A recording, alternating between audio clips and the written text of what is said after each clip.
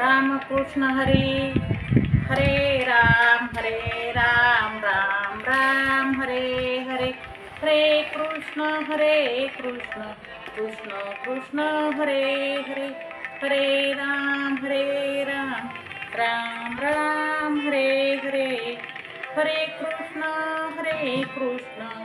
कृष्ण कृष्ण हरे हरे हरे राम राम राम हरे हरे हरे कृष्ण कृष्ण कृष्ण हरे हरे हरे राम राम राम हरे हरे हरे कृष्ण कृष्ण कृष्ण हरे हरे बोला पुंडलिक वरदा हरी विठ्ठल श्री ज्ञानदेव तुकाराम पंढरीनाथ भगवान की जय।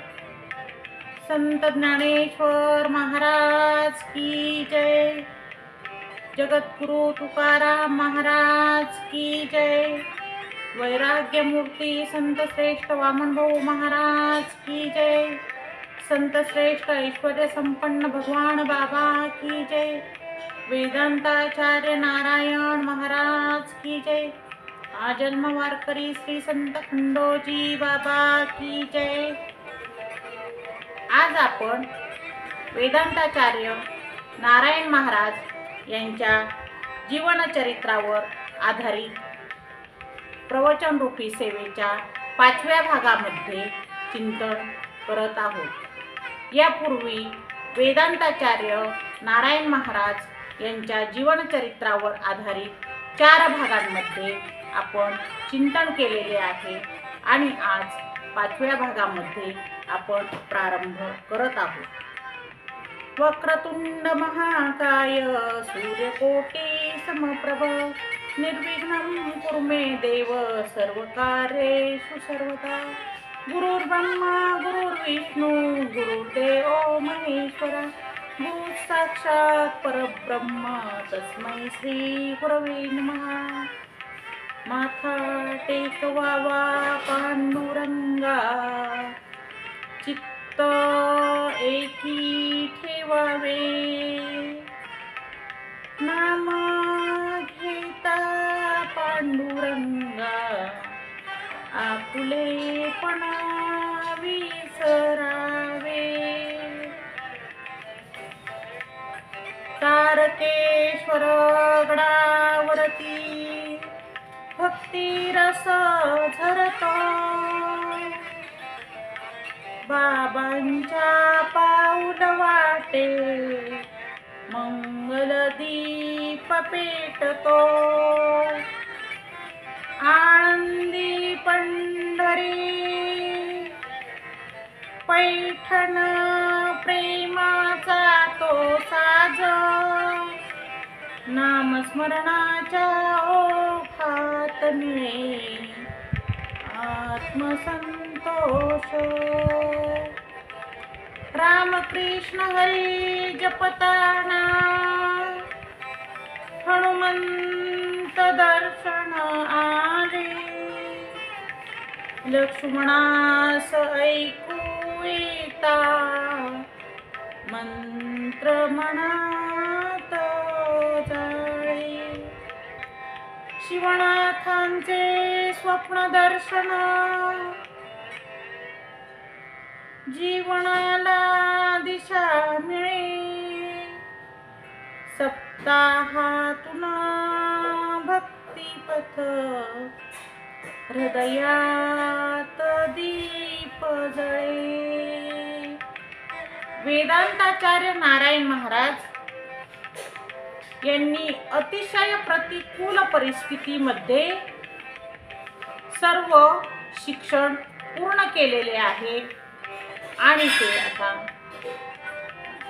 तारकनाथ यांच्या सेवेसाठी तारकेश्वर गडावर आलेले आहे। त्यांनी गडाचे बांधकाम 4 वर्षे पूर्ण केलेले आहे आणि ते गडकरी होऊन आता समाजाची सेवा करत आहे। तारकनाथांच्या कृपेने अनेक भक्तगण हे तेथे येत आहेत आणि तारकनाथांच्या कृपेनेच सर्व समस्या यावर उपाय शोधले जात आहेत. भक्तांच्या सांगितलेल्या समस्या अडचणी यावर उपाय शोधण्याचं काम वेदांताचार्य नारायण महाराज यांच्याकडे जणू आलेलं आहे आणि ते समाजाला उपदेश देत आहेत. समाजाला ते योग्य दिशा दाखवत आहेत. त्यांच्या कार्याने आता उत्तुंग अशी भरारी घेतलेली आहे आणि त्यांनी श्री क्षेत्र तारकेश्वर गड ते पैठण, पंढरपूर, आळंदी या तीर्थक्षेत्रावर पायी दिंड्या, पायी वाऱ्या ह्या चालू केलेल्या आहेत. भक्तांना निवासासाठी त्यांनी त्या ठिकाणी मठही बांधले आहे. म्हणजे जागा घेऊन त्यांनी भक्तांच्या निवासाकरिता आता मठांची सोय केलेली आहे. तारकेश्वर गड आणि वेदांताचार्य नारायण महाराज यांचा भक्तगण दिवसेंदिवस वाढत आहे आणि तारकेश्वर महाराज तसेच परिसरातील लोक हे दर्शनासाठी गडावर येऊ लागलेले आहेत. तारकनाथांवर भक्तगणांची श्रद्धा आहे आणि वेदांताचार्य नारायण महाराज यांच्या अमृततुल्य वाणीला लोक महत्त्व देत आहेत.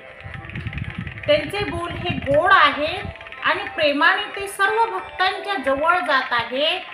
सर्वांची विचारपूस करत आहेत आणि भक्तांच्या अडचणींवर ते उपाय करत आहेत. म्हणजेच तारकनाथांच्या कृपेने ते विभूती आणि भस्म देत आहेत आणि भक्तांचे समाधान करत आहेत.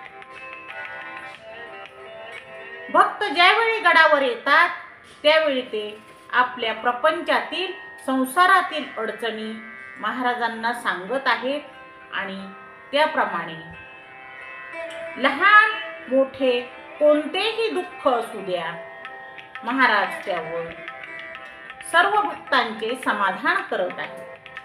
आणि म्हणून प्रत्येक भक्ताला असं वाटतंय की वेदांताचार्य नारायण महाराज हे आपले आहेत आणि महाराज सुद्धा सर्व परिसराला सर्व भक्तांना माया आणि ममता देत आहेत. आता परिसरातील सर्व गावांमध्ये लोक वेदांताचार्य नारायण महाराज यांना कीर्तनासाठी गावोगावी बोलू लागलेले आहेत आणि त्यांचे कीर्तन झाल्यानंतर लोक त्यांना मदत म्हणून हे धान्य स्वरूपात किंवा देणगी स्वरूपात काही देऊ लागलेले आहे. कारण गडाच्या बांधकामाचे काही काम अजून शिल्लक आहे आणि ते हळूहळू करायचे आहे. म्हणून सर्वजण आपापल्या परीने मदत करत आहेत. आता अध्यात्माकडे परिसरातील समाजाचा ओढा वाढू लागलेला आहे आणि हळूहळू लोक वेदांताचार्य नारायण महाराज यांना म्हणू लागले आहेत की बाबा आम्हाला ही पवित्र तुळशीची माळ घालायची आहे आणि एकादशी या दिवशी गडावर येऊन लोक स्वतः माळा घालून घेऊ लागलेले आहेत. आता लोकांमध्ये हा बदल झालेला आहे आणि हे पाहून वेदांताचार्य नारायण महाराज यांना सुद्धा समाधान वाटत आहे. कारण गडावर महाराज आले त्यावेळी अगदी मोजके टाळकरी आणि माळकरी होते. परंतु आता जो तो म्हणत आहे की बाबा मलाही माळ घालायची आहे आणि तुम्ही मलाही माळ घाला. म्हणजेच आता लोकांचे मांसाहार करण्याचे प्रमाण सुद्धा दिवसेंदिवस कमी झालेले आहे.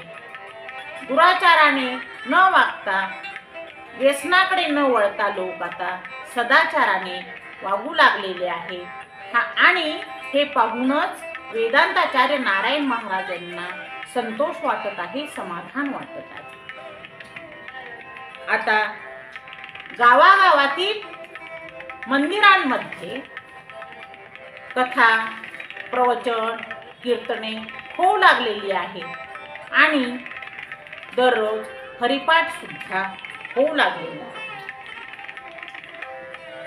नामस्मरण हे किती महत्त्वाचे आहे हे लोकांना कळू लागलेले आहे आणि म्हणून लोक देवाचे नामस्मरण करत आहेत आणि ते प्रत्येक घराघरामध्ये रामकृष्ण हरी मंत्राचा जप होऊ लागलेला आहे.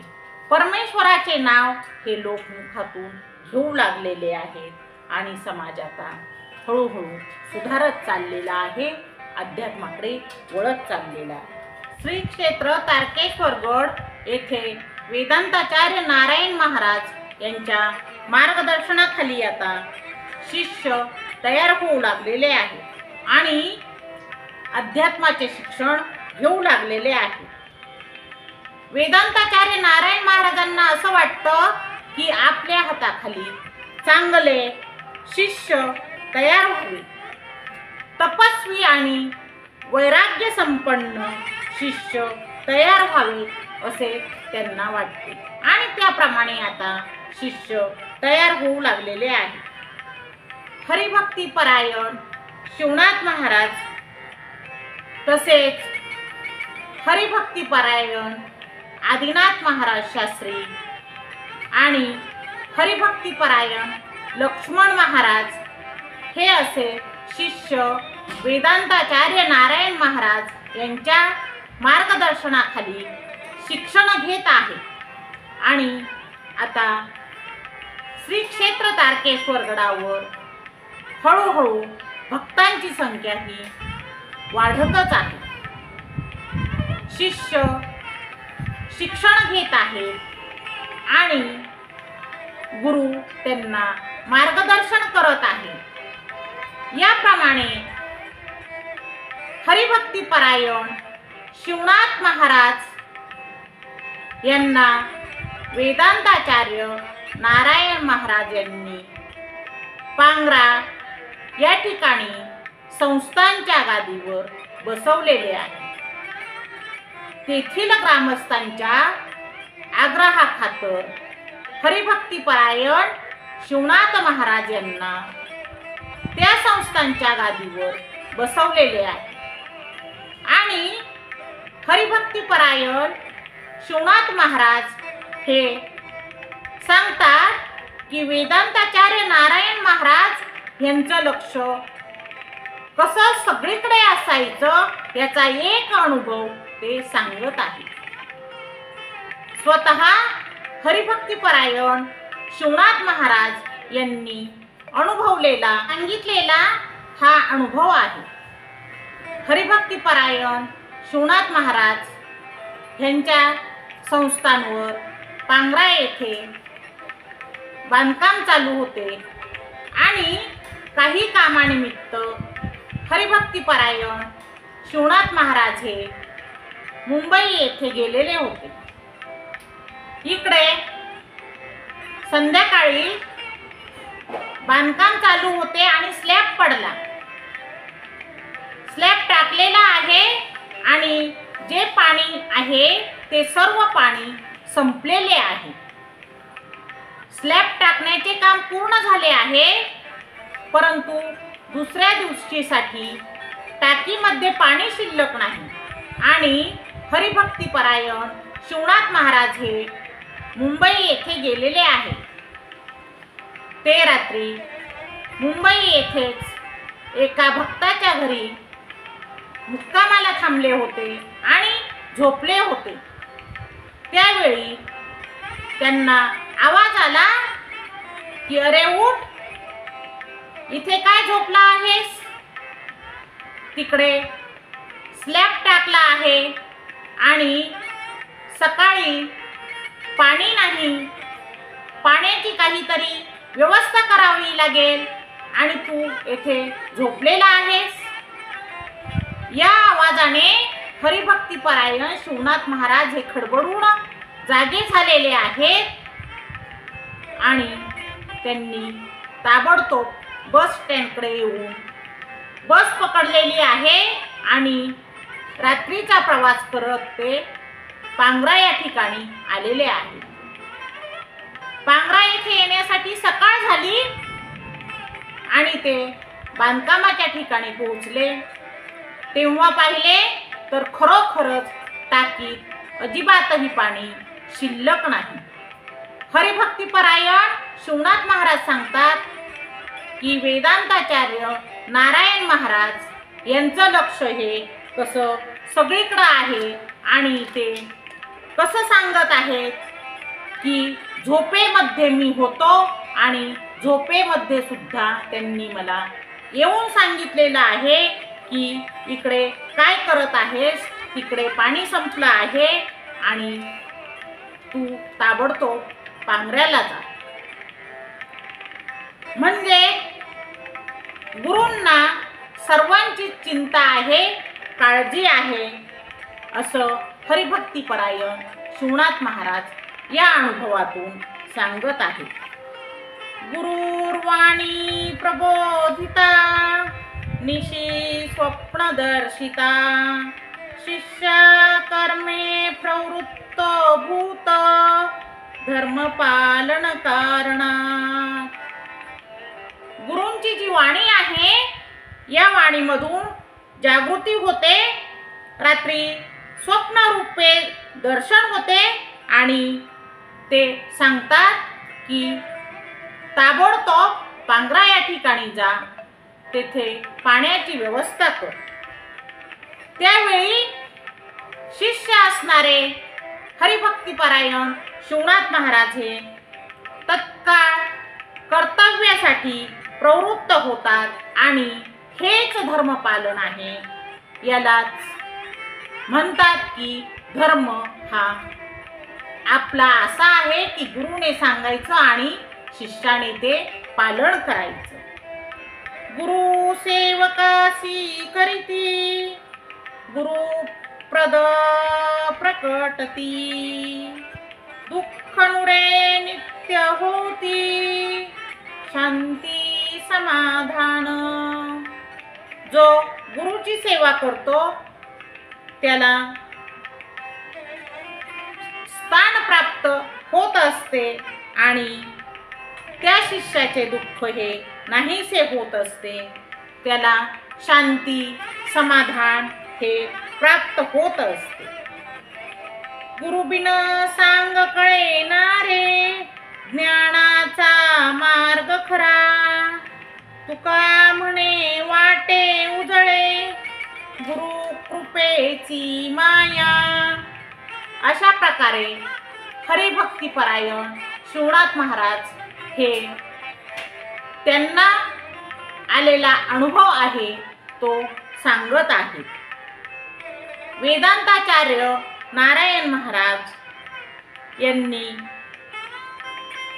हरिभक्तीपरायण आदिनाथ महाराज शास्त्री यांना 1989 पासून गडावर शिक्षण दिले आणि नंतर त्यांना पुढील शिक्षणासाठी ऋषिकेशला पाठवलेले आहे. हरिभक्तीपरायण आदिनाथ महाराज शास्त्री यांचे शिक्षण 2000 साली पूर्ण होऊन ते श्री क्षेत्र तारकेश्वर गड येथे आले आणि तेव्हापासून ते तेथेच वेदांताचार्य नारायण महाराज यांच्या समवेत श्री क्षेत्र तारकेश्वर गडावर वास्तव्यास राहिलेले आहेत. वेदांताचार्य नारायण महाराज आणि हरिभक्तीपरायण आदिनाथ महाराज शास्त्री यांचे एकमेकांवर खूप प्रेम होते. पिता पुत्राप्रमाणे दोघे जण एकमेकांवर प्रेम करत असत. ज्यावेळी हरिभक्तीपरायण आदिनाथ महाराज शास्त्री हे जवळ असत त्यावेळी वेदांताचार्य नारायण महाराज हे त्यांना सारखे बोल लावत असत आणि ज्यावेळी कीर्तनासाठी किंवा कार्यक्रमासाठी हरिभक्तीपरायण आदिनाथ महाराज शास्त्री हे बाहेर जात असत, त्यावेळी थोडेसे दूर गेले की लगेच फोन लावत, लगेच चौकशी करत, असे हे पिता पुत्रासारखे प्रेम होते. ते नेहमी एकमेकांची काळजी घेत असत. तपस्वी आणि वैराग्य संपन्न असे शिष्य वेदांताचार्य नारायण महाराज यांना लाभले होते. ते म्हणत, शिष्य हे ब्रह्मचर्याचे पालन करणारे असावेत, नियमित साधना करणारे असावेत आणि संत वाङ्मयाचा अभ्यास करणारे असावेत. शिष्यांनी नेहमी ग्रंथाचे वाचन करावे आणि त्या ग्रंथाच्या शिकवणुकीप्रमाणे त्यांनी आचरण करावे, असे वेदांताचार्य नारायण महाराज म्हणत असत. श्री क्षेत्र तारकेश्वर गडावर भक्तांचा ओघ वाढतच आहे आणि भक्तगण येतच आहे. बाबा म्हणतात, हे एक जागृत देवस्थान आहे आणि येथे खोटारडेपणा, अंधश्रद्धा, ढोंग हे काही चालत नाही. आलेले भक्त लोक जरी माझे दर्शन घेतात, माझ्या पाया पडतात, तरी ते म्हणतात ते माझ्या पाया पडत नाहीत, तर ते तारकनाथांच्या पाया पडत आहेत, तारकनाथांचे दर्शन घेत आहेत आणि मी जे त्यांना विभूती किंवा नारळ देतो ते मी देत नाही, तर तारकनाथ ते माझ्या हातून करून घेत आहेत, असं ते सांगत आहेत. वेदांताचार्य नारायण महाराज यांचं कार्य कसं आहे, तर लोकांना शहाणपणाचं मार्गदर्शन करण्याचं त्यांचं कार्य आहे. त्या समाजाच्या प्रश्नांचे समाधान करायचे, त्यांना अंधश्रद्धेऐवजी विवेकाने चालण्याची प्रेरणा द्यायची आणि हा सर्व समाज सुखी, समाधानी आणि सन्मार्गावर चालावा, अशीच भावना वेदांताचार्य नारायण महाराज यांची आहे. ही भावना ईश्वरतुल्य अशी भावना आहे. देवा तुझा मी दास, तूच करावे उपकार. देवा, मी तुझा दास आहे आणि तू आम्हावर उपकार करावे. माझ्या हातून समाजाची सेवा व्हावी आणि यातच मला खरा आनंद आहे, असं वेदांताचार्य नारायण महाराज हे सांगत आहे. आपण मागच्या भागातच पाहिले की वेदांताचार्य नारायण महाराज यांचे नारळी सप्ताह चालू झालेले आहे आणि ते सप्ताह 1987 सालची ही गोष्ट आहे. या सप्ताहाचे नारळ धामणगाव येथील ग्रामस्थांनी घेतलेले आहे.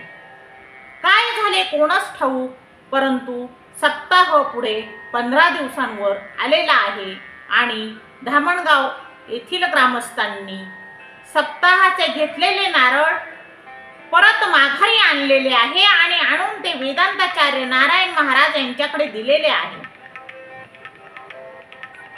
बाबा, आम्हाला क्षमा करा, पण आमच्याच्याने काही हा नारळी सप्ताह होणार नाही, असे म्हणून ते नारळ त्यांनी परत दिलेले आहे. या नारळ परत येण्याने महाराज दुःखी झालेले आहेत, उदास झालेले आहेत आणि तो काळ आहे नाथषष्ठीच्या दिंडीचा.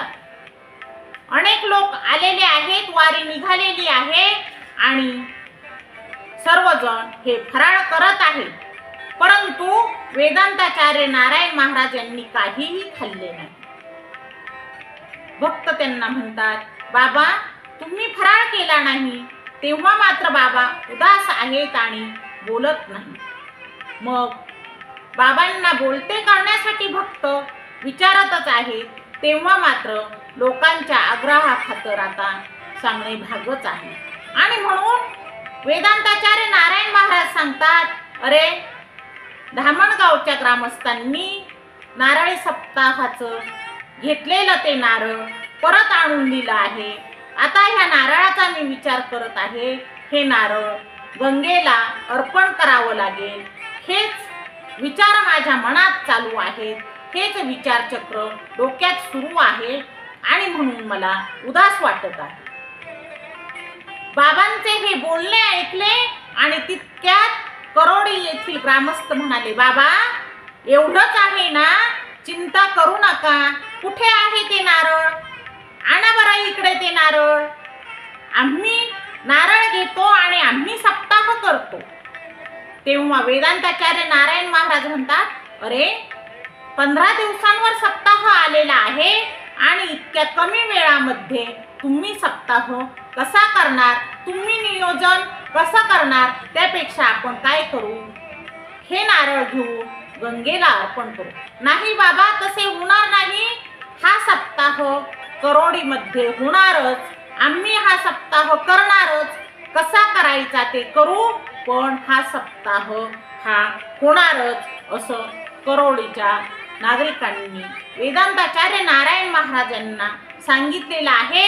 आणि मग ते नारळ आणलेलं आहे आणि ते करोडीच्या ग्रामस्थांना वेदांताचार्य नारायण महाराजांनी दिलेलं आहे. करोडीचे ग्रामस्थ आता झपाट्याने कामाला लागलेले आहे. सप्ताह 15 दिवसांवरच आलेला आहे आणि भराभर त्यांनी देणग्या गोळा केलेल्या आहेत.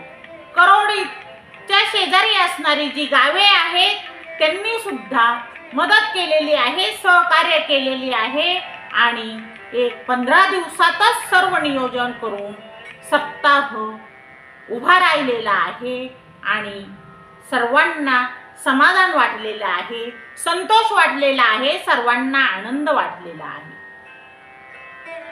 वेदांताचार्य नारायण महाराज यांच्या सप्ताहात दरवर्षी सर्प निघतो आणि त्या वर्षी करोडीच्या सप्ताहामध्ये सोनेरी रंगाचा सर्प निघालेला आहे, असं हे घडलेलं आहे.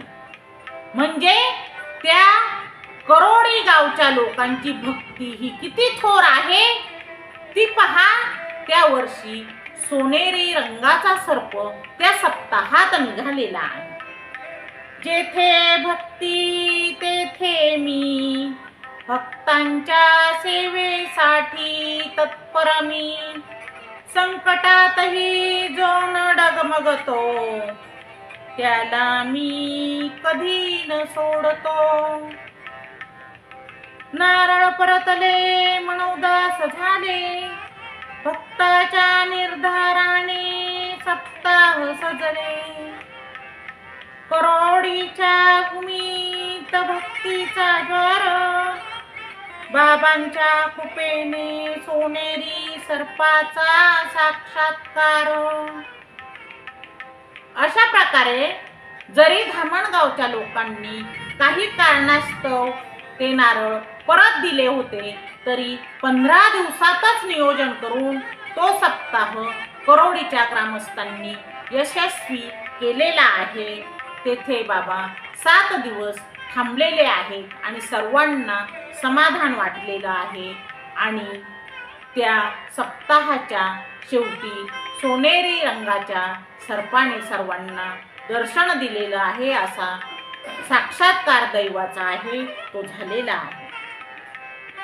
अशा प्रकारे वेदांताचार्य नारायण महाराज यांचा भक्तगण हा तयार होत आहे आणि आपण आता अशाच काही भक्तांचे अनुभव, काही भक्तांचे दृष्टांत आपण पाहूया. एक भक्त आहेत आणि ते श्री क्षेत्र तारकेश्वर गडावर आलेले आहेत.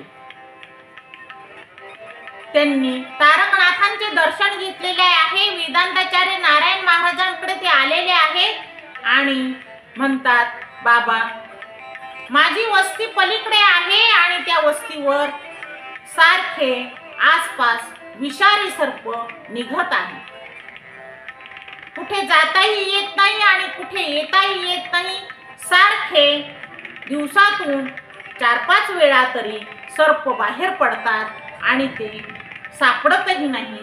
काय करावे काहीच कळत नाही. भीती वाटत आहे. आपली ही व्यथा त्या भक्ताने वेदांताचार्य नारायण महाराज यांना सांगितलेली आहे. आणि मग महाराजांनी सांगितले, घाबरू नका. त्यांनी तारकनाथांची विभूती घेतलेली आहे आणि ती विभूती घेऊन त्यांनी त्या भक्ताला दिलेली आहे. त्यांनी सांगितलं की तारकनाथांचे नाव घ्या आणि तुम्ही विभूती वस्तीच्या आसपास, घराच्या आसपास टाका. देवाचे नाव घ्या, नामस्मरण करत जा आणि यामुळे फरक पडेल. तेव्हा भक्ताने सांगितले, होय बाबा, मी तसेच करतो. आणि भक्त ती विभूती घेऊन, ते भस्म घेऊन घरी आलेला आहे. त्याने ती विभूती तारकनाथांचे नाव घेऊन सगळीकडे टाकलेली आहे, घराच्या परिसरात टाकलेली आहे आणि परमेश्वराचे नामस्मरण केलेले आहे. आणि आता फरक पडू द्या, विषारी सर्प बाहेर येऊ देऊ नका असं म्हणत आहे. आणि फरक पडलेला आहे. जे सर्प बाहेर पडत होते, दिवसातून 4-5 वेळा दिसत होते, आता सर्प दिसेनासे झालेले आहे. तेथे सर्प फिरकत नाहीत. असा फरक त्या विभूतीमुळे पडलेला आहे. जरी विषारी नागाला नाम घेता पलटून गेला, नामामध्ये आहे बळ, तेच करीती संकटात खंडन सफल. म्हणजे हे विषारी सर्प आहेत, हे सुद्धा नामस्मरणामुळे नम्र होत आहेत. नामात दैवी बळ आहे असं आपल्याला या दृष्टांतावरून दिसून येतं. या दृष्टांतावरून आपल्याला कळत आहे. असाच पुढचा एक दृष्टांत आहे. अंबरनाथला बाबा काही कामानिमित्त गेले होते आणि तिथे आपल्या भागातील काही मुले ही कामधंद्यासाठी गेलेली होती. आणि म्हणून बाबा त्यांच्याकडे मुक्कामासाठी थांबलेले होते. त्यामध्ये एक मुलगा होता, एक तरुण होता आणि तो बाबांना प्रश्न विचारत होता, बाबा बाबा, जर गांजा ओढला तर काय होते? बाबा म्हणाले, अरे ते चांगले नसते, आरोग्यासाठी चांगले नसते. बाकीचे मुलं त्या तरुणाला खुणावत होते, अरे असे प्रश्न विचारू नको. परंतु तो तरुण मात्र बाबांना तसंच काही बाई विचारत होता. आणि म्हणून तो तरुण म्हणतो की बाबा, महादेव शंकर हे तर खूप गांजा पीत होते असं मला वाटतंय, असं मी ऐकलंय. आणि मग देव जर गांजा पीत होते तर आपण माणसांनी पिल्यामुळे काय होतं? तेव्हा वेदांताचार्य नारायण महाराज म्हणतात, अरे ते देव होते आणि किडामुंगी यांचं मरण टाळण्यासाठी ते तसं करत होते. परंतु आपण मात्र तसं करू नये. ते एक व्यसन आहे आणि आपण व्यसनापासून लांब राहायचं असतं. आपण व्यसन करायचं नसतं. तरीही तो तरुण राहून राहून बाबांना म्हणत होता, मी जर पिलो तर काय होईल? तेव्हा बाबांना मात्र आता राग आला आणि बाबा म्हणतात, अरे वेडा होशील, पेट जाऊ नकोस. पहा, तसेच झालेले आहे. तो मुलगा सारखा प्रश्न विचारत आहे आणि भंडावून सोडत आहे. काही दिवसांनी मात्र त्या मुलाच्या मनावर परिणाम झालेला आहे असे बाबांचे बोल आहे. नकळत घेसी जे वाट, तोची होसी भवसागरात, भोग तसे तुझ्या कर्माची फळ, अज्ञानाने भलतच करीतसे चाल. अज्ञान आहे आणि त्या अज्ञानामुळे जो चुकीचा मार्ग घेतो तो भवसागरात हा अडकत असतो. गांजा ओढणे हे चांगले नाही सांगितले तरी शिवशंकर होण्याचा मोह त्या अज्ञानात त्या तरुणाला झालेला आहे. आणि म्हणून त्या तरुणाच्या आयुष्यात तो मानसिक रुग्ण झालेला आहे. हे बाबांचे बोल आहे. म्हणजे आपल्याला या दृष्टांतात असं कळतं की आपण कोणताही मोह करायचा नाही. आपण असे चमत्कार हे वारंवार घडत आहेत, पाहत आहोत आणि दृष्टांत अनुभवत आहोत असं बाबा सांगत आहेत. बाबा म्हणतात की अरे आपण माणसं आहोत आणि मग आपण शिवशंकर होऊ का, नीलकंठ होऊ का? नाही ना. मग आपण तसं वागायचं नाही, आपण माणसासारखंच वागायचं असतं. पुढील एक दृष्टांत आहे. एक शिक्षक आहेत आणि ते एका गावात नोकरी करत आहेत. त्या गावामध्ये बाबा गेलेले आहेत आणि तेथे त्यांचं कीर्तन झालेलं आहे. बाबांचं कीर्तन झालं. बाबांच्या अवतीभोवती नेहमी माणसं जमत गोळा होत आणि ते बाबांजवळ रेंगाळत असत. हे शिक्षक सुद्धा बाबांचे कीर्तन ऐकले आणि त्या लोकांबरोबर तिथेच रेंगाळू लागले. आणि शिक्षक म्हणतात की मला बाबांबद्दल खूप आस्था वाटू लागली, खूप प्रेम वाटू लागले. मी बाबांचे दर्शन घेतले आणि बाबांच्या पायावर मी 51 रुपये ठेवले. बाबांनी मला आशीर्वाद दिले. आणि शिक्षक म्हणतात मी बाबांना म्हटलं की बाबा तुम्ही ज्यावेळी पंढरपूरला जाल ना तेव्हा मी पण तुमच्या बरोबर येईल. आणि मग मी नेहमी बाबांच्या सानिध्यात येऊ लागलो. कुठेही बाबा असले, नोकरीच्या गावाच्या आसपास असले की मी आवर्जून तेथे जात असे आणि बाबांची भेट घेत असे, बाबांचे दर्शन घेत असे.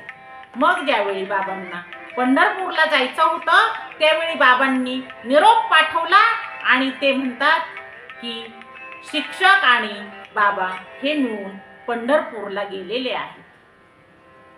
परंतु नोकरी आहे, शिक्षक आहेत, त्यांची रजा होती फक्त 3 दिवसांची आणि मग ती 3 दिवसांची रजा संपत आलेली आहे.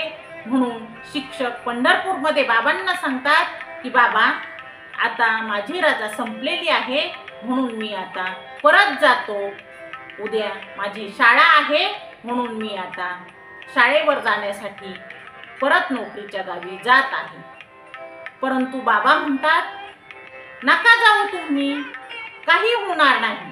तेव्हा शिक्षक म्हणतात बाबा मी मुख्याध्यापक आहे आणि उद्या आमच्या शाळेमध्ये अधिकारी येणार आहेत.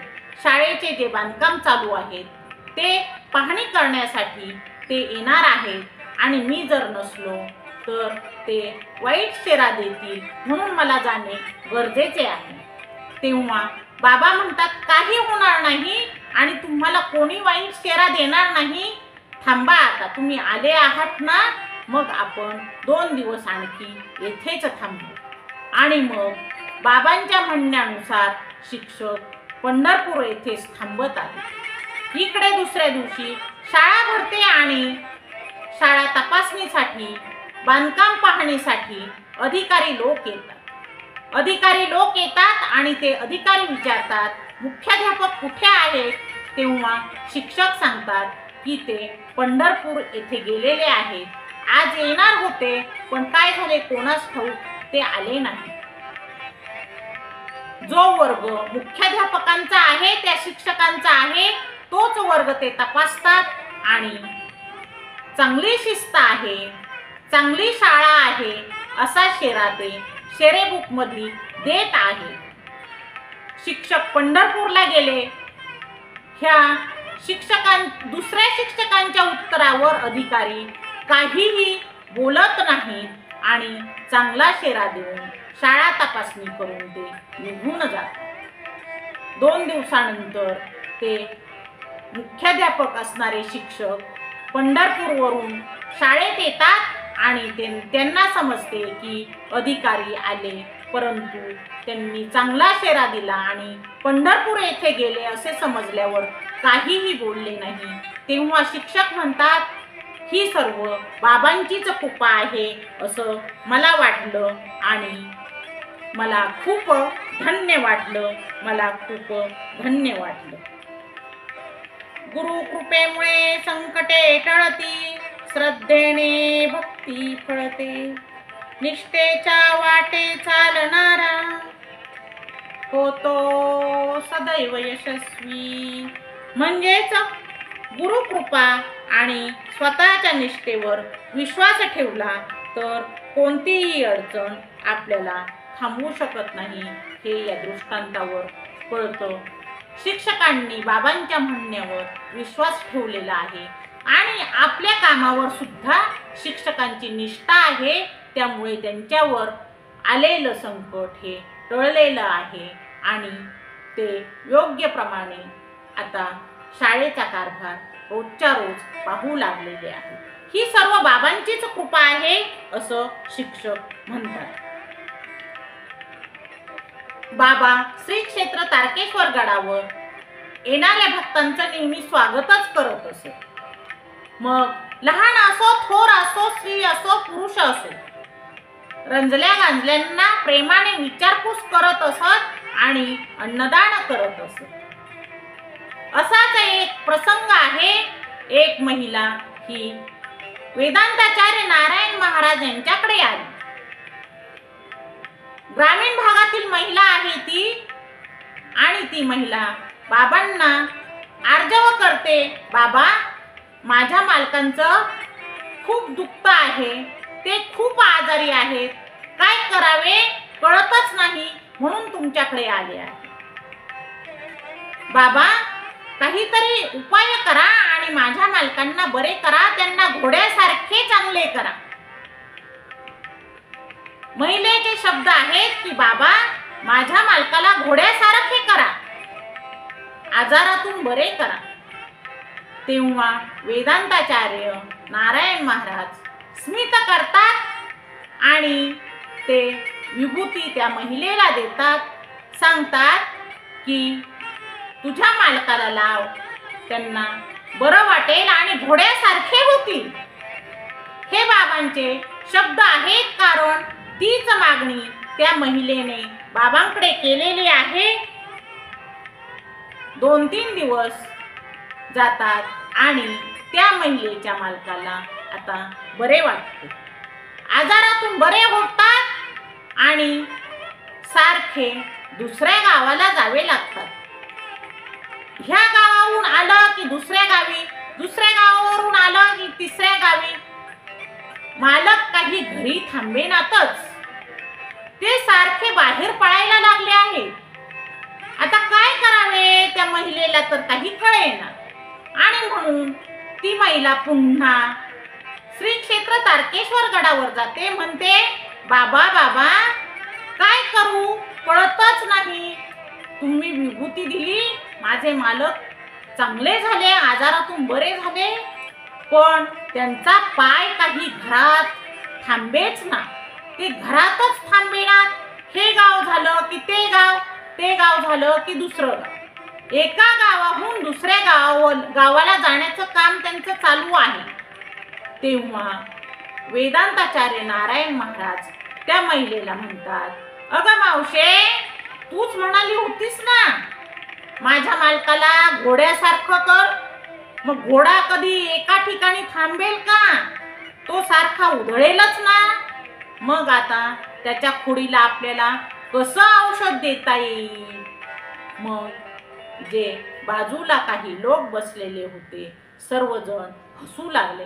म्हणजेच आपण काही मागणी करत असताना ती मागणी सुद्धा आपण योग्य शब्दात करायची आहे. आपण उगीचच संतांकडे काहीही मागायचं नाही असं या दृष्टांतावरून आपल्याला आढळून येतं. त्या महिलेने फक्त असं म्हणायचं होतं की बाबा माझे मालक आजारातून बरे होऊ देत, असा काहीतरी उपाय करा. पण तिने काय मागितलं तर त्यांना घोड्यासारखे कर. मग आता घोडा हा उधळणारच ना, मग मालक हे घरात थांबेनात. यात बाबांची काही चूक आहे का? नाही, तर चूक आहे त्या महिलेची आहे. तिने मागतानाच नीट मागायचे आहे, व्यवस्थित मागायचे आहे. उगीचच कोणतेही शब्द मागताना आपण वापरायचे नाहीत. या दृष्टांतावरून आपल्याला हेच समजतं.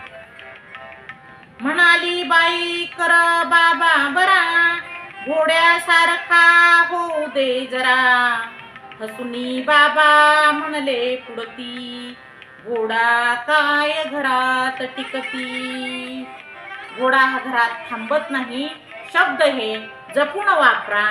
शब्द वापरताना विचार करा, कारण हे शब्द भविष्यात सत्य होऊ शकतात, हे या दृष्टांताने आपल्याला दाखवून दिलेलं आहे. आणि म्हणून आपण परमेश्वराकडे मागताना, संतांकडे मागताना शब्द जपून वापरा, व्यवस्थित वापरा आणि जे योग्य आहे तेच आपण मागा, असं यावरून आपल्याला सांगायचं आहे.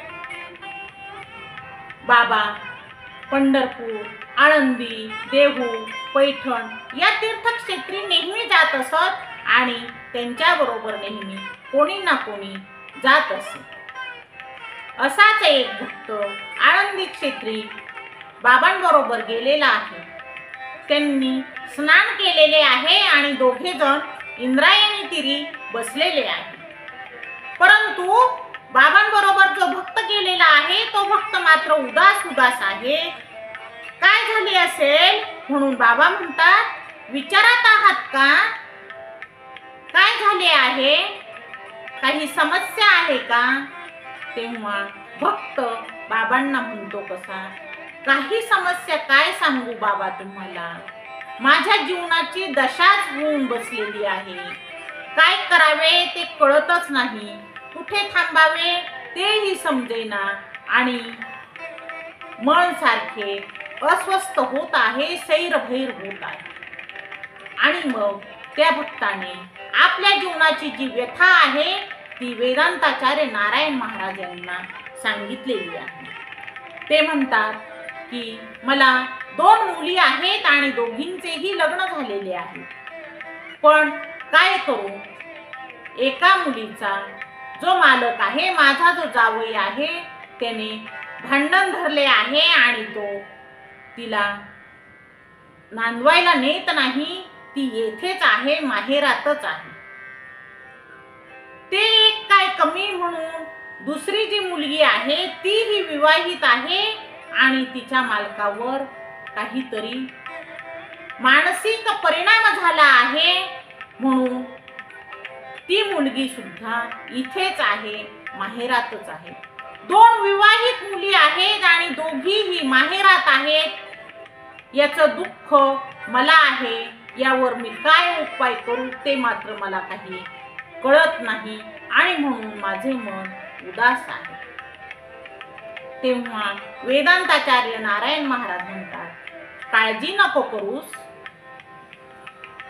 एक 4-2 महिन्यामध्ये सगळं ठीक होईल आणि उदास राहू नकोस, जीवाला तोडू नकोस आणि मन अस्वस्थ होऊ देऊ नकोस. सगळं व्यवस्थित होईल. आणि खरोखरच 1-2 महिने जातात. तोच मोठा जावई जो आहे, ज्याने कोर्टात भांडण धरलेले आहे, तो आपणहून येतो आणि जी मोठी मुलगी आहे ती त्याची पत्नी तिला घेऊन जातो. राहिला प्रश्न एका मुलीचा, त्या मुलीच्या मालकाला काहीतरी मानसिक त्रास आहे. तो सुद्धा त्या आजारातून बरा होतो आणि बरा झाल्यानंतर तोही आपल्या पत्नीला म्हणजे त्या दुसऱ्या मुलीला घेऊन जातो. अशा प्रकारे त्या भक्ताच्या त्या 2ही विवाहित मुली आहेत. या विवाहित मुली 2ही जावई हे घरी घेऊन जातात. याचे समाधान वाटते आणि खरंच ते भक्त म्हणतात, बाबांचा आशीर्वाद होता की 4-2 महिन्यात सर्व ठीक होईल. तसंच झालेलं आहे. म्हणजेच या दृष्टांतावरून आपल्याला समजतं की बाबांची कृपा ही त्या भक्तावर झालेली आहे आणि त्या मुलींचे कल्याण झालेले आहे. दोन्हीही मुली आपल्या घरी गेलेल्या आहेत आणि त्या सुखाने आता तिथे राहत आहेत. नहि कल्याण पूत कच्चित दुर्गती तात गच्छती. जो सद्गुणी भक्तिपथावर चालणारा आहे तो कधीही दुर्गतीशील होत नाही. तो सद्गुणी आहे आणि भक्तीचा मार्ग त्याने धरलेला आहे आणि म्हणून त्याची कधी दुर्गती होत नाही. तो नेहमी चांगल्याच मार्गाने जातो म्हणून त्याचे कधीही चांगलेच होते असं या दृष्टांतावरून आपल्याला समजतं. हनुमान मंदिराचे अनेक ठिकाणी नियोजन हे वेदांताचार्य नारायण महाराज करत असत. मूर्तीची प्राण प्रतिष्ठा देखील करत असत आणि कोणताही कार्यक्रम असू द्या वेदांताचार्य नारायण महाराज हे नेहमी त्या गावामध्ये बोलवल्यानंतर जात असत. असेच एका ठिकाणी ग्रामस्थ म्हणाले की बाबा, आमच्या गावात हनुमानाचं मंदिरच नाही, मग तुम्ही जर आलात तर आपण थोडंसं नियोजन करूया आणि काय ते ठरवूया, मग तुम्ही या बरे आमच्या गावात. म्हणून वेदांताचार्य नारायण महाराज त्या गावामध्ये गेलेले आहेत आणि मंदिराविषयी चर्चा झालेली आहे. संध्याकाळी कीर्तन झालेले आहे, सर्वांनी कीर्तन श्रवण केलेले आहे आणि आता रात्र झालेली आहे. सर्वजण आपापल्या घरी गेले आहेत. तिथेच एका ठिकाणी वेदांताचार्य नारायण महाराज हे मुक्कामाला थांबलेले आहेत. जवळ 4-2 भक्तही आहेत. कीर्तन संपले आणि सर्वजण आपापल्या घरी गेले. थोड्या वेळाने 2-3 तासाने नवलच घडले. अचानक विजा कडकडू लागल्या आणि जोर जोराचा पाऊस पडू लागला. धो धो धो धो धो धो पाऊस पडू लागला. सारखा 3 ते 4 तास पाऊस पडत होता आणि खूप पाणी वाहू लागले. त्या वर्षी त्या गावामध्ये नवीनच तलाव झाला होता. तलावाकडून काही लोक मोठमोठ्याने आरडत येत होते आणि म्हणत होते आता तलाव फुटणार बहुतेक, आता गावावर काहीतरी विघ्न येणार बहुतेक. आणि सर्वजण तलावाच्या दिशेने जाऊ लागलेले आहे. तेव्हा वेदांताचार्य नारायण महाराज म्हणतात, मीही त्या नागरिकांबरोबर तिथे गेलेलो आहे आणि पाहिलं तर तलावाला एका बाजूने घळ पडू लागलेला आहे. तलावाला घळ पडू लागलेला आहे. मग वेदांताचार्य नारायण महाराज त्या लोकांना म्हणतात, उचला रे ती दगड, उचला रे ती माती आणि आणा इकडे. मी सांगतो तसं टाका, काही होणार नाही, काही तलाव फुटणार नाही, काही विघ्न येणार नाही. मी सांगतो ना तुम्हाला, घाबरू नका. पटपट दगड उचला, माती उचला आणि सर्वांनी मी सांगतो तिथे टाका. सर्व नागरिकांनी वेदांताचार्य नारायण महाराज सांगतात त्या ठिकाणी दगड आणि माती आणून टाकलेली आहे आणि तो तलाव जरी घळ पडला होता अजिबातही फुटला नाही, अजिबातही विघ्न आलेले नाही. लोक म्हणतात फक्त बाबा तेथे होते आणि म्हणूनच ते विघ्न टळलेलं आहे आणि आमच्या गावावरचं संकट टळलेलं आहे. संकटे ती जेव्हा घोर, संतच करीती रक्षण ठोर. बोलिले जे बाबा वचन, त्याने जलास गाठले बंधन. श्रद्धा, सर्व समाजाची एकता आणि संतांची कृपा या त्रिविध शक्तीने स्थान दाखवलेलं आहे आणि ती प्रकट झालेली आहे. या कारणामुळेच त्या गावावर आलेले ते संकट हे टळलेले आहे आणि सर्व गाव हे त्या विघ्नातून बाहेर आलेले आहे. मोठी हानी टळलेली आहे. अशा प्रकारे वेदांताचार्य नारायण महाराज हे भक्तांना एक आशीर्वाद रूपी जीवनच देत होते असं म्हणायला हरकत नाही. कोणताही भक्त असू द्या, त्याच्या अडीअडचणींना उपाय करायचा, समस्येवर उपाय करायचा, औषध द्यायचे हे काम वेदांताचार्य नारायण महाराज यांचे आहे. एक वेळची गोष्ट आहे, श्रावणी सप्ताह आहे आणि त्या गावामध्ये एका माणसाने बाबांचा मोठा सत्कार केलेला आहे, परंतु तो मनुष्य हा उदास आहे, दुःखी आहे.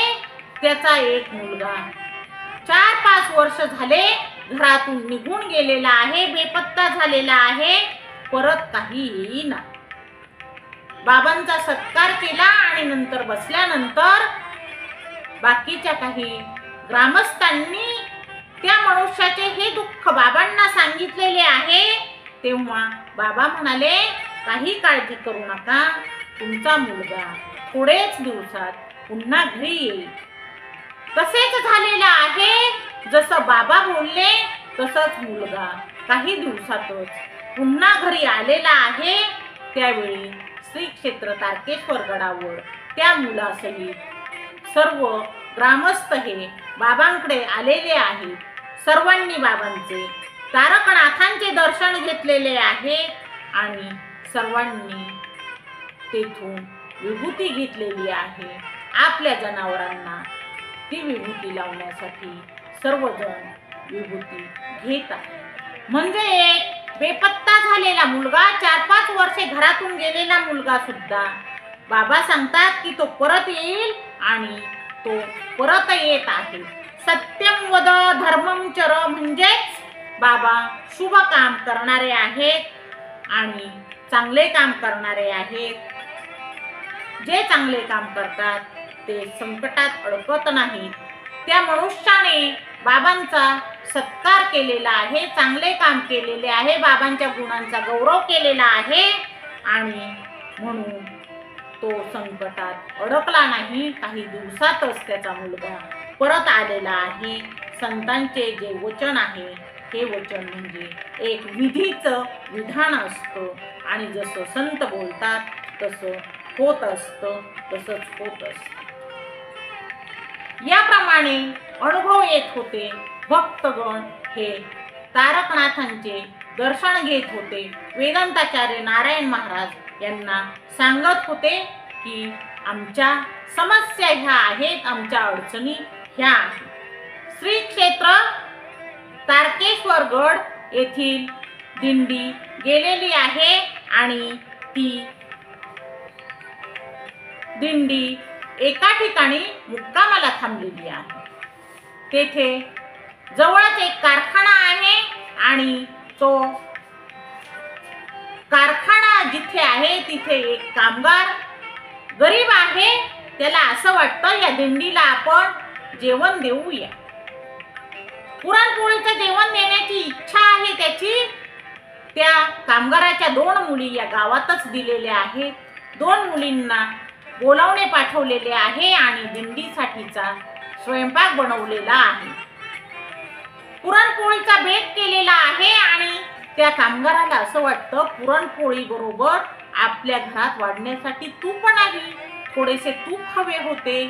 परंतु परिस्थिती नाजूक आहे आणि गप्प बसत आहे तो कामगार. सर्वजण जेवायला बसत आहे. इतक्यात एक वृद्ध महिला डोक्यावर तुपाची चरबी घेऊन दारात येते आणि सांगते, तूप घ्या. त्या मुलींना वाटते बाबांनी सांगितले असेल की तूप आणा. तूप भांड्यात ओतून घेतले जाते आणि त्या कामगाराला वाटते की माझ्या मुलींनी सांगितले असेल की तूप आणा. ती महिला आहे, ती तुपाचे पैसे घेत नाही, ती तशीच निघून जाते, फक्त तूप देऊन जाते.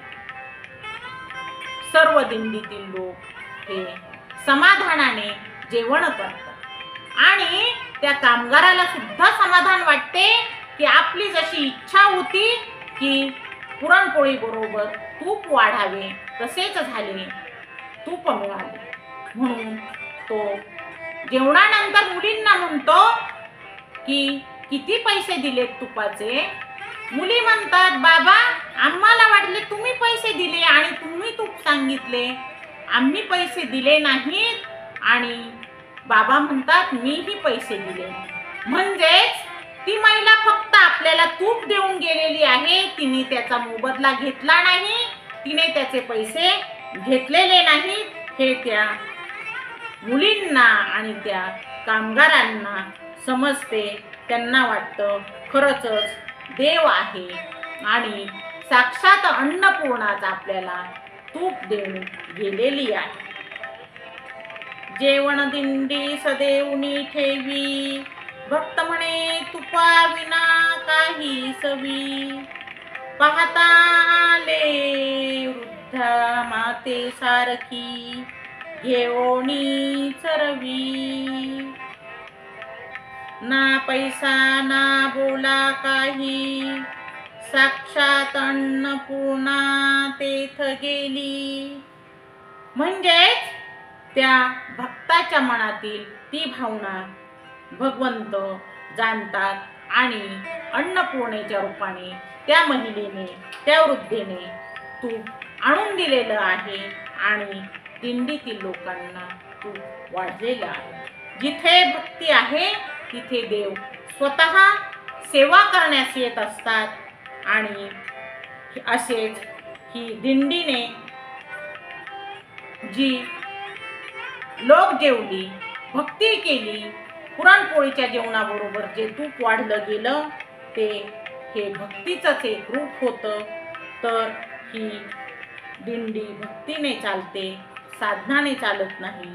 ती वृद्धा, ती अन्नपूर्णा ही संत कृपेची एक मूर्तीच होती, असं आपल्याला या उदाहरणावरून दिसून येतं. असेच अनेक दृष्टांत वेदांताचार्य नारायण महाराज यांचे आहेत. अनेक अनुभव आहेत. तेव्हा त्यांच्याकडे जे निवडणुकीसाठी उमेदवार आहेत ते सुद्धा येत असत आणि बाबांचे दर्शन घेत असत, बाबांचे आशीर्वाद घेत असत, बाबांना विचारत असत, मी जर उभं राहिलो तर निवडून येईल का? तेव्हा बाबा सांगत असत, होय तुम्ही निवडून याल आणि किती मतांनी निवडून याल हे सुद्धा बाबा त्या उमेदवारांना सांगत असत. बाबांचे असेच अनेक भक्त होते. अचानक एका भक्ताची आणि बाबांची गाठ पडलेली आहे. तेव्हा तो भक्त नशेमध्ये होता. बाबा जवळ आलेले पाहून भक्त बाजूला पळू लागला. तेव्हा बाबांनी आवाज दिला आणि सांगितले, अहो तुम्ही इतके सुज्ञ आहात आणि ही नशा करणे तुम्हाला बरे वाटते का? तेव्हा भक्त लाजला, त्याला शरम वाटली आणि म्हणाला, बाबा काय करू, ही नशा जी आहे ना ती सुटतच नाही. मला का वाटतं का मी नशा करावी, पण काय करू ती सुटतच नाही. बाबा म्हणतात, मग आजपासून पुन्हा नशा करू नकोस, आता ती सुटलेली आहे. आणि आश्चर्य झालं, तो जो सुज्ञ भक्त आहे त्याची ती मद्यपानाची सवय ही नाहीशी झाली. तो भक्त म्हणतो, पुन्हा मला नशा करावी असं वाटलं नाही आणि बाबा जसं म्हणाले तसं त्याप्रमाणे माझी ती नशा सुटलेली आहे असं भक्त सांगत आहे. अपि चेदसी पापेभ्या पापकृतं सर्व ज्ञान प्लवेनैव वृजिनं संतरिष्यसि. म्हणजेच तू सर्व पापामध्ये सर्वाधिक पापी असलास तरी ज्ञानरूपी नौकेने ती पापे पार करू शकतो.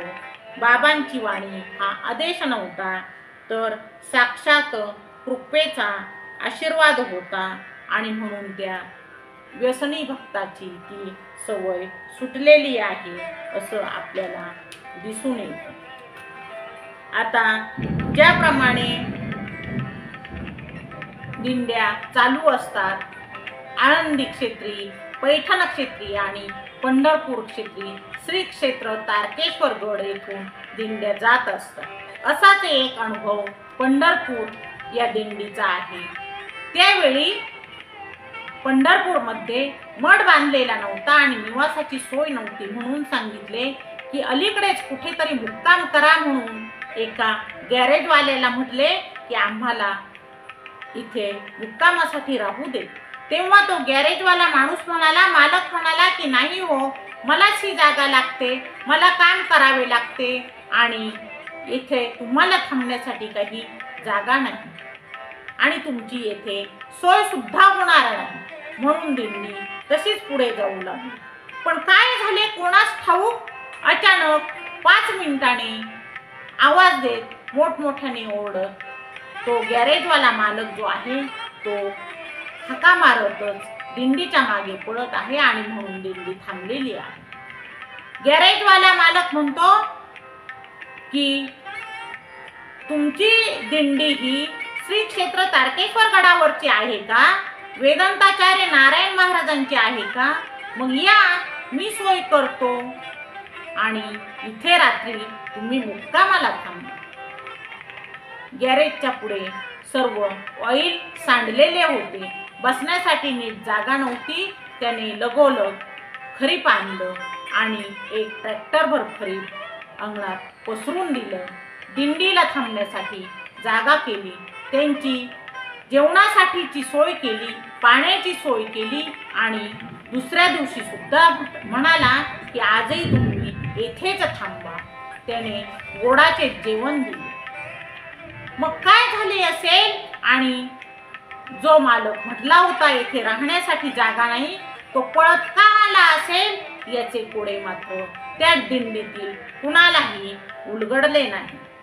तेषां सततयुक्तानां भजता प्रीतिपूर्वकं ददामि बुद्धियोगं तं येन मामुपयन्ति ते.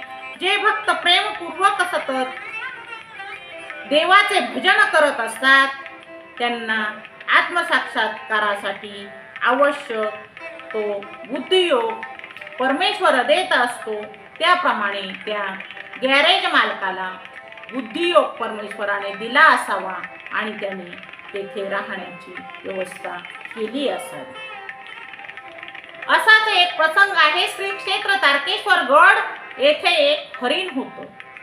ते हरिण लहानपणापासून तेथेच होतं आणि म्हणून तेथेच राहत असे. त्याला तेथेच चारा पाणी केला जाईल. एका गावाहून एक भक्त हा श्री क्षेत्र तारकेश्वर गड येथे आलेला आहे आणि त्यांच्याबरोबर एक 5-6 वर्षाचा मुलगा ते आलेला आहे. तो मुलगा खेळता खेळता काय करतो, एक दगड घेतो आणि त्या हरणाच्या दिशेने फेकतो. सहजच तो दगड त्या हरणाच्या मस्तकावर लागतं आणि ते हरिण खाली पडतं. प्रेमाने त्या हरणाचे नाव श्रीराम ठेवलेले आहे. मग गडावरची जी मुलं आहेत ती बाबांना सांगतात की आपलं श्रीराम नावाचं जे हरिण आहे ते मरून गेलं आणि त्याला दगड मारला, त्यामुळे ते मरून गेले. बाबांना वाईट वाटतं आणि मग बाबा म्हणतात हरिण मरून गेलं, वाईट झालं, पण हाणणाराही मरेल असाच 4-2 दिवसात. नंतर सत्य परिस्थिती बाबांना समजते की त्या लहान मुलाने तो दगड फेकला आणि ते हरिण मरून गेलं.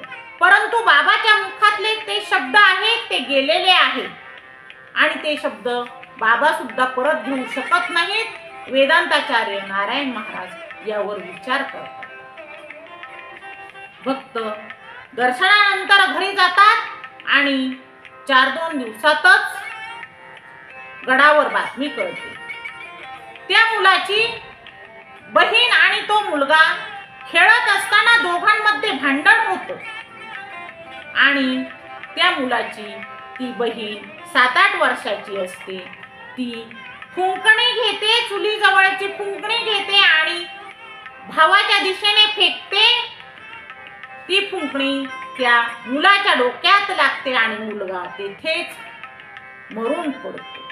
जसं श्रीराम नावाचं हरिण त्या मुलाच्या दगडाने जागेवर मरून पडला, त्याप्रमाणे तो मुलगा सुद्धा बहिणीने फुंकणी मारल्यामुळे जागेवर मरून पडलेला आहे.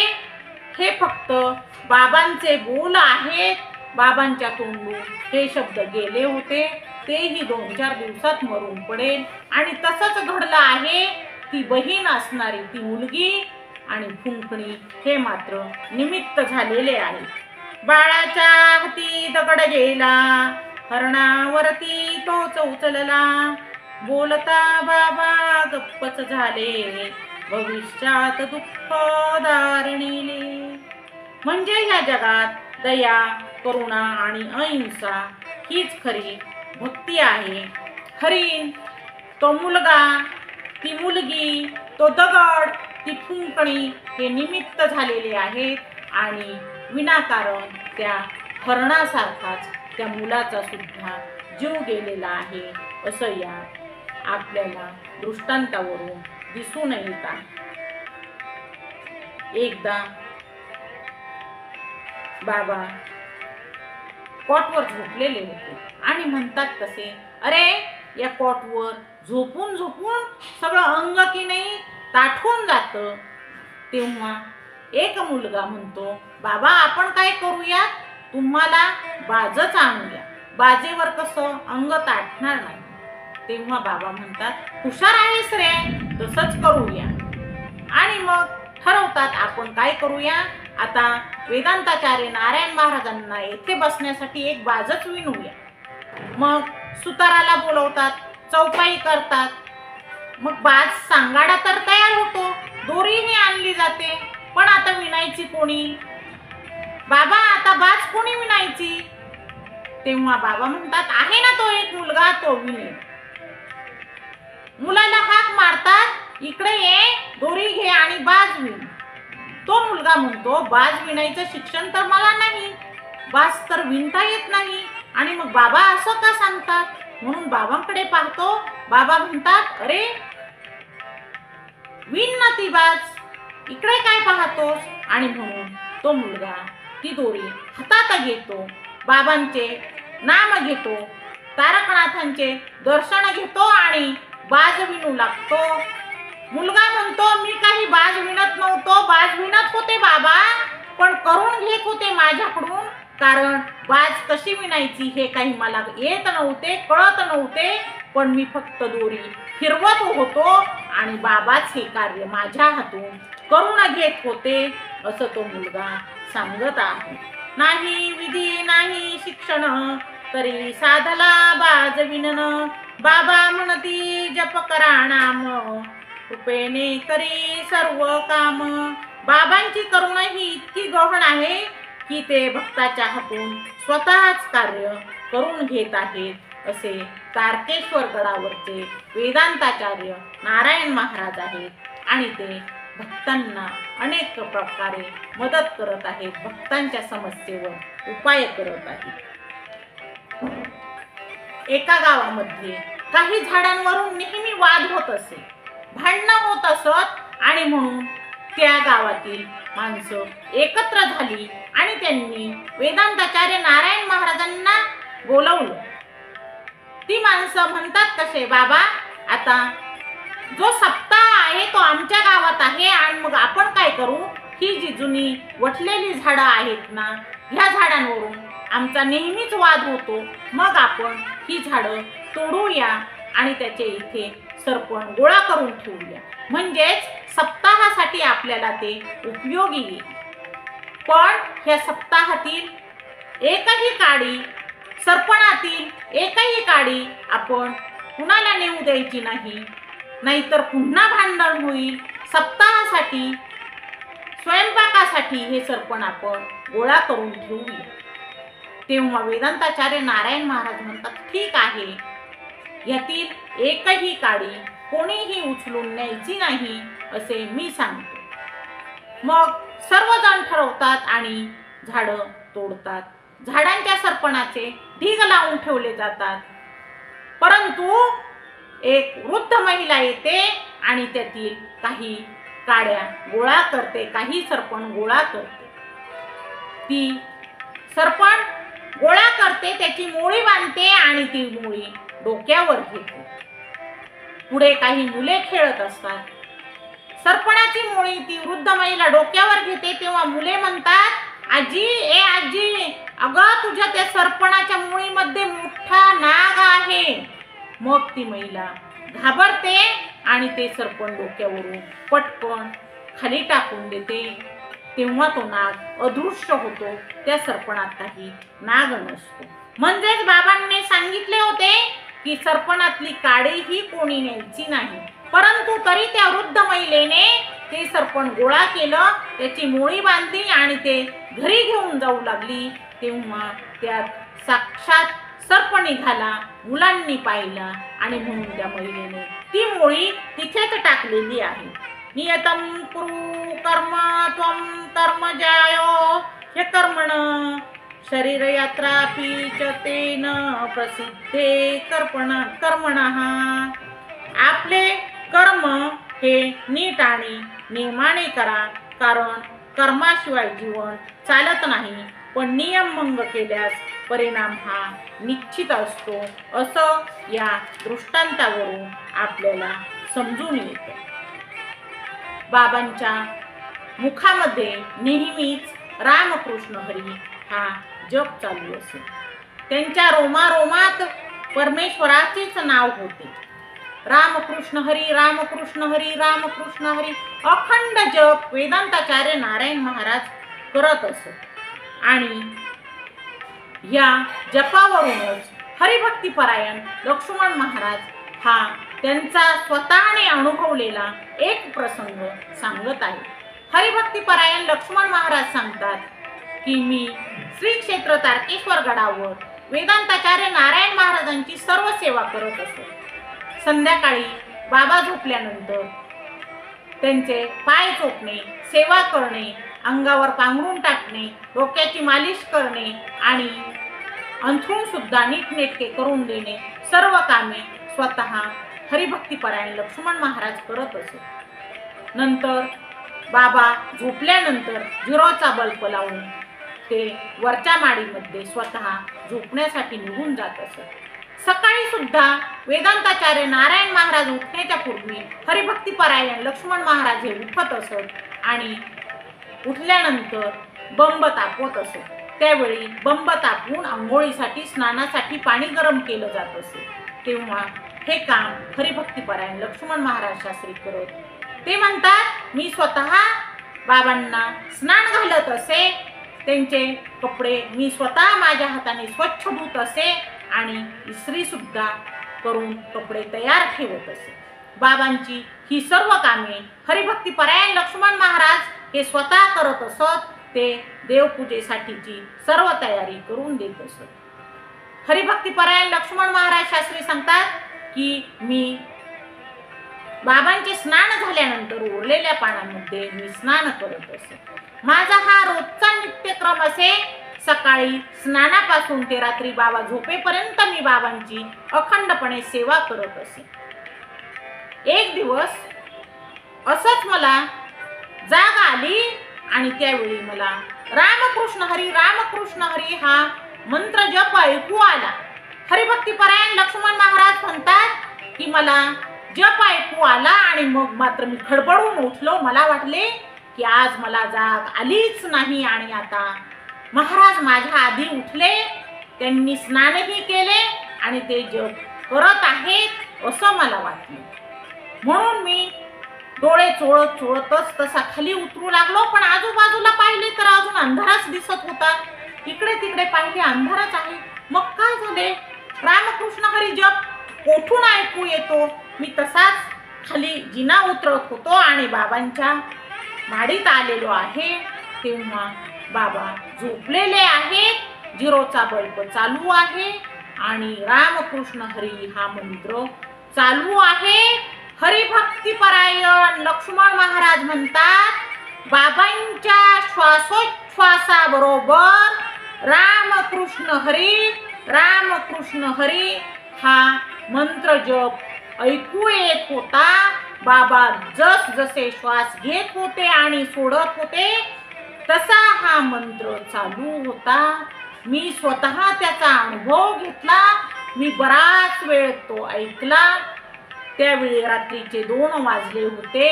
हरिभक्तीपरायण लक्ष्मण महाराज म्हणतात नंतर मला झोपही लागली नाही. मी पुन्हा पहाटे उठून बंब तापवला, बाबांना स्नान घातले, त्यांचे कपडे दिले, त्यांची सेवा केली, पूजेसाठीचे सामान दिले आणि थोड्या वेळानंतर मी बाबांना विचारले की बाबा, रात्री ही अशी अशी घटना घडली. तेव्हा बाबा म्हणतात, अरे तसे काही नाही रे, तुला काहीतरी भ्रांत झाली असेल, तुला काहीतरी स्वप्न पडले असेल. पण हरिभक्तीपरायण लक्ष्मण महाराज म्हणतात, हा अनुभव मी स्वतः घेतलेला आहे, तो अनुभव मी कधीही विसरू शकत नाही. मग हा बाबांचा रामकृष्ण हरी जो जप आहे तो वाचा, मन आणि प्राणाचा संपूर्ण भगवंतमय एकात्म भाव झालेला जप आहे आणि हे संतांचं परमलक्षण आहे. देहभान हरपून ज्यांना नामभान प्राप्त झालं आहे अशांच्या रोमारोमातून हरिनाम हे झरत असते, जसं वेदांताचार्य नारायण महाराज यांच्या मुखातून ते झरत आहे. निश्वासे ओळखा नाम, निश्वासे होईल ध्यान, तिथेच आहे भगवंत अंतःकरणी रमणारा. घडो म्हणा सदा रामकृष्ण हरी, विसावाण व्हावा त्या नामात खरी. हा प्रसंग घडल्यानंतर हरिभक्तीपरायण लक्ष्मण महाराज हे म्हणतात की मला त्यावेळी अर्जुनाची आठवण झाली. कारण अर्जुनाची आठवण होण्याचे कारण असे की अर्जुन जेव्हा योगावस्थेत होता तेव्हा त्याच्या अंगाअंगातून श्रीकृष्ण प्रकट होत असे, श्रीकृष्णाचा जप करत असे. तीच आठवण मला यावेळी झाली असं हरिभक्तीपरायण लक्ष्मण महाराज म्हणतात. भगवंताचे हे घनिष्ठ दर्शन जणू मला प्राप्त झाले असं ते म्हणतात आणि हेच ब्रह्मभावाचे लक्षण आहे. पण वेदांताचार्य नारायण महाराज या प्रसंगावर मात्र काय म्हणतात की अरे तुला भ्रांत झाली असेल, तुला स्वप्न पडले असेल, म्हणजेच ही एक नम्रता आहे, स्वभावाची नम्रता आहे, आत्मविलीनता ही दर्शवते आणि आपल्यावर झालेले गौरव हे त्यांना कधी मान्य नसतात, म्हणून ते स्वप्न आहे असं सांगत असतात. सर्व ईश्वराच्या कृपेचे फळ आहे असंच संत मानत असतात. म्हणजेच हा जो प्रसंग आहे हा प्रसंग सर्व भक्तांना नामस्मरणाची, सेवा भावनेची आणि संतांच्या अंतरंग शुद्धतेची शिकवण देतो. महाराजांचे संपूर्ण जीवन रामकृष्ण हरी या मंत्रातच गुंफले गेले होते आणि तो मंत्र त्यांच्या श्वासातही अखंड नांदत होता. या प्रसंगानंतर काही दिवसातच हरिभक्तीपरायण लक्ष्मण महाराज यांना वेदांताचार्य नारायण महाराज यांनी मेहकरी या ठिकाणी सद्गुरू संस्थांच्या गादीवर बसवलेले आहे. एकादशीची शुद्धवारी झाल्यानंतर द्वादशीच्या दिवशी 1896 साली फेब्रुवारी महिन्यात हरिभक्तीपरायण लक्ष्मण महाराज यांना या गादीवर बसवलेले आहे. गुरुस्थितं स्थापयेत शिष्यं या पात्रो ज्ञान संभाराय, वर्षे 96 द्वादशां शुभ कारणात. जो शिष्य ज्ञान आणि सेवा यासाठी पात्र आहे त्याला गुरु संस्थांच्या गादीवर अधिष्ठित करतात. 1996 साली द्वादशीच्या मुहूर्तावर लक्ष्मण महाराज यांना मेहकरी या गावी सद्गुरू संस्थांच्या गादीवर बसवलेले आहे. अशा प्रकारे आपण आज वेदांताचार्य नारायण महाराज यांच्या जीवनचरित्रावर आधारित 5व्या भागामध्ये चिंतन केलेले आहे. आता आपण वेदांताचार्य नारायण महाराज यांच्या जीवनचरित्रावर आधारित 6व्या भागामध्ये सुद्धा चिंतन करणार आहोत। आता आपण या भागाचा समारोप करूया। धामण गावचे नारळ परत बाबांचे मन दुखे, पण करोडीच्या भक्तांनी श्रद्धेचे दीप फुके। सोनेरी सर्पणी कथा चमत्कार घडती जाहले, सप्ताह भक्ती भावाने भक्तांचे मन मोहरे। गाव गाव फिरती बाबा मागती कीर्ती धन, प्रेमाचीच तेथे पूजा नांदती सर्वजण। नाम घ्यावे काम व्हावे हेच बाबांचे बोल, प्रेमाचीच ठेवावी ओढ तुटू नये तो दोर। सर्वे भवन्तु सुखिनः सर्वे सन्तु निरामया, सर्वे भद्राणि पश्यन्तु मा कश्चित् दुःखभाग् भवेत्। हरि ओम तत्सत्। श्री रामकृष्ण हरी। बोला पुंडलिक वरदा हरी विठ्ठल। श्री ज्ञानदेव तुकाराम पंढरीनाथ भगवान की जय। संत ज्ञानेश्वर महाराज की जय। जगद्गुरु तुकाराम महाराज की जय। वैराग्य मूर्ती संत श्रेष्ठ वामनभाऊ महाराज की जय। संत श्रेष्ठ ऐश्वर्य संपन्न भगवान बाबा की जय। वेदांताचार्य नारायण महाराज की जय। जन्म वारकरी श्री संत खंडोजी बाबा की जय। रामकृष्ण हरी रामकृष्ण हरी रामकृष्ण।